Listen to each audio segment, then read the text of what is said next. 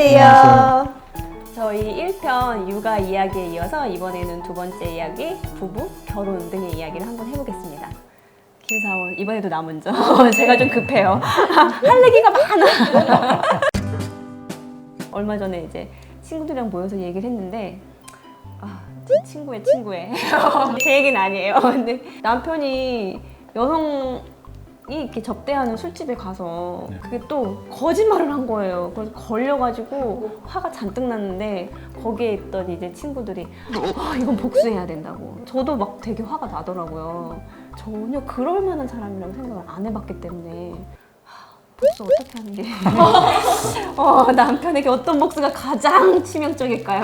왜 복수를 하려고 그러시죠? 화나잖아요. 남성이 좀 더 그런 술집에 갈 확률이 훨씬 많으니까 많은 여성들이 좀 피해를 당하는 입장? 제가 남녀라서가 아니라 근본적인 질문하면 왜 복수를 하려고 그러죠? 내 뜻대로 복수가 안 돼요, 계획적으로. 그리고 나쁜 사람일수록 복수하면 그런 벌을 다 받아도 아주 싼 녀석입니다. 그럴까요?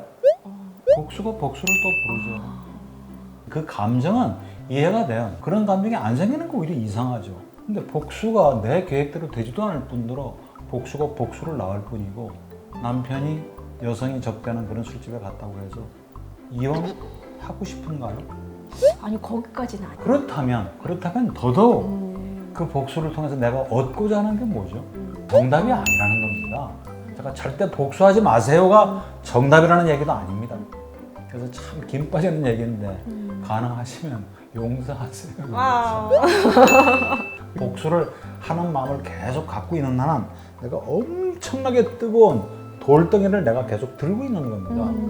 내가 먼저 되는 거죠. 용서라는 건 그 남편을 위해서 하는 게 아니에요. 내가 살려고, 나를 위해서.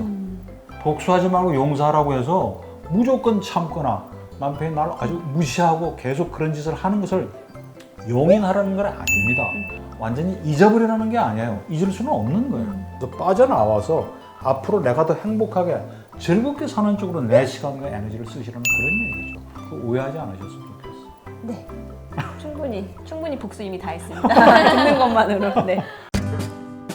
이 다음 질문은 저희 남편이 좀 물어봐 달라고. 남편의 질문인데요. 제 아내가 정리를 너무 못해요. 제가 정리를 다 해놓아도 오래 못 가요. 아내가 정리에 더 신경 쓰면 좋겠는데 방법이 없을까요? 라고 물어봐 주셨습니다.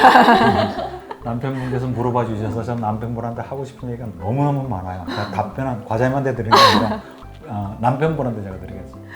왜 정리정돈을 그렇게 잘해야 되죠?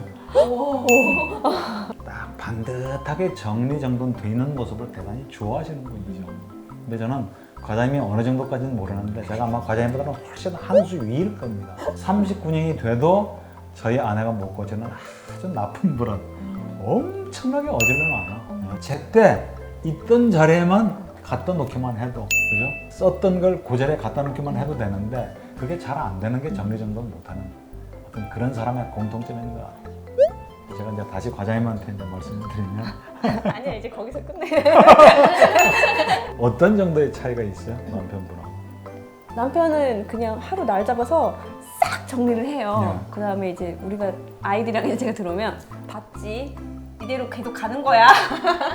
근데 그게 잘 안 되죠. 아이들도 그렇고. 그리고 집에 공간은 한정돼 있는데 아이들은 계속 크면서 살림살이는 늘어나잖아요. 제 공간이 없어져요. 뭐 책을 갖고 와서 이렇게 놓을래야 이미 아이들 책이 빽빽히 차 있고 그 사이에 막 이렇게 넣고 아이들한테 뺏겨버리는 공간 때문에 제가 뭐 놓을 게 없으니까 한쪽에 쌓아놓게 되고 막. 앞에 부분은 제가 과장님 남편분한테 드리는 말씀이고 제가 지금부터 이제 과장님한테 드리고 싶은 얘기인데 그 얘기가 사실은 저한테 하는 얘기입니다. 과장님 혹시 정리정돈하는 날을 정기적으로 날짜를 정해놓고 하시는 편이세요? 아니요. 네. 그건 필요한 것 같아요. 그게 한 달에 한 번이도 좋고 아니 할 말로 1년에 2번이어도 좋으니까 정리하는 날, 개천절, 크리스마스 하듯이 정리하는 날짜를 그걸 남편분하고 합의하시면 좋을 것 같아요. 두 번째는 정리라는 거는 필요한 물건하고 필요 없는 물건을 구분을 해서 필요 없는 물건은 집 밖으로 사실은 배출, 버리는 거거든요. 그거 잘 하세요? 이거 언젠가 쓸 것 같은 거 있잖아요. 두 분이 정리정돈 때문에 싸우는 것처럼 보이지만 사실은 두 분의 다름으로 인해서 다투시는 거거든요.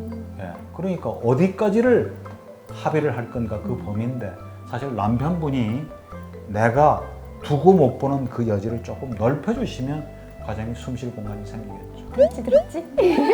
들었지 하실 게 아니라 남편의 어떤 부분 때문에 내가 두고 못 보는 게 또 있으실 거예요. 그죠, 과장님? 하나도 없어요. 저 남편 사랑해요.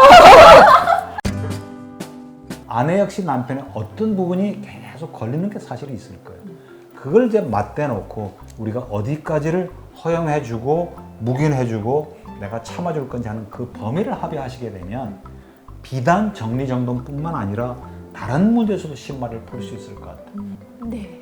다른 문제 네, 허용하는 거. 제가 마지막으로 드리고 싶은 말씀은 행복한 가족, 화목한 부부가 한 번도 안 싸우고 언성도 안 높이고 365일 하하호 웃는 가정이나 부부라는 거 착각이에요.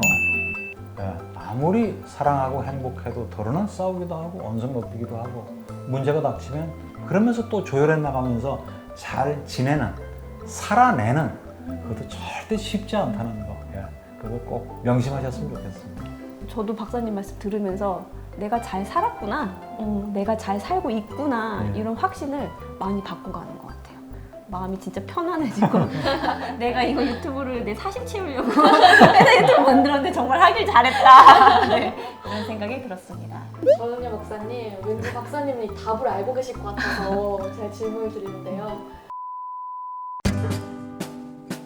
박사님 도대체 어떤 저희 아이가 이제 돈을 조금씩 알게 됐어. 엄마, 우리 집에 100 있어? 이번에도 저희 영상을 재미있게 보셨다면 구독과 좋아요 꼭 부탁드려요.